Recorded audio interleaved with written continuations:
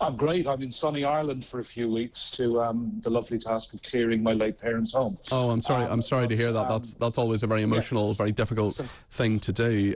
In terms of what's happening in Ukraine, Cormac, Ukraine's president has said very difficult negotiations are underway after the over the evacuation of wounded fighters from Mariupol in the south. We've also seen this week Finland has said that it is in the process of, well, hopefully wanting to join NATO anyway. It signed a security agreement with the United Kingdom this week as well. Boris Johnson was there, and a Russian operator miraculously has, around the same time, because of a problem with payments, allegedly, is suspending its electricity supply to Finland.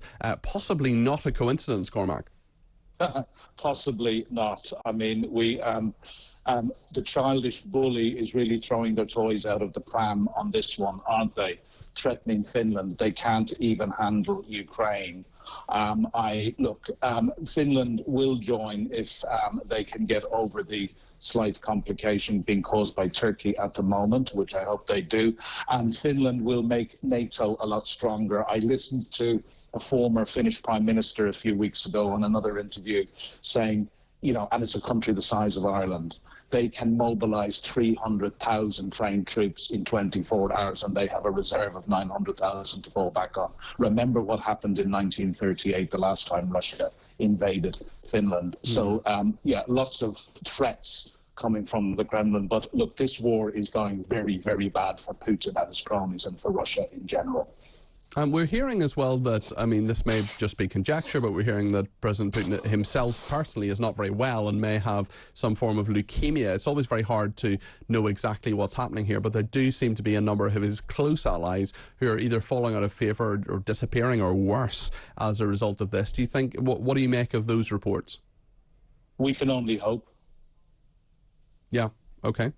We can only hope that he has bad health and that he goes away very soon. But I would say I must caution against the myth that Putin bad, the poor Russian people good. There are many equally as bad behind Putin in the Kremlin, and I've been made aware of this for many years. And this war is not just on Putin. This war is on the Russian people, well over 80%, who support the war and the atrocities going on in Ukraine, and that support has only risen since the 24th of February. In terms of Kharkiv itself, within Ukraine, I mean, we're in a situation now where we feel the respected military analysts anyway are saying that Ukraine has likely won the battle for Ukraine's second city. What do you make of that? Do you think that's true? Yes, I do, because it's not even... we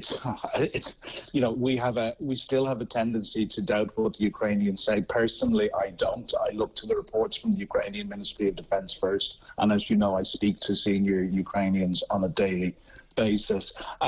Yes, it would seem that the battle for Kharkiv has been won, just as the battle for Kyiv has been won. So I would absolutely accept that on face value. And I think what we're seeing, Peter, is a significant hardening of the Ukrainian position. Peter, would you allow me just to quote what a senior Ukrainian diplomat said only last night? Yeah, just briefly, if you would, Cormac. Yeah, very quickly. Alexei Makeiev, their senior the senior envoy on sanctions, said there's three things you need to get about Russia. If Ukraine wins, there's no war. If Russia wins, there's no Ukraine. 2, stop expecting Ukraine to make concessions. Only Russia must make concessions. And 3, mirroring that famous Zelensky quote at the start of the war, we don't need mediators, we need allies. And, this is from one of the most senior diplomats in the Ukrainian government, who would not be saying that if that was not a clear reflection of where the position. Yeah, absolutely. Okay, Cormac, thanks for your analysis there. Cormac Smith, former Strategic Communications Advisor to the Ukraine Foreign Minister.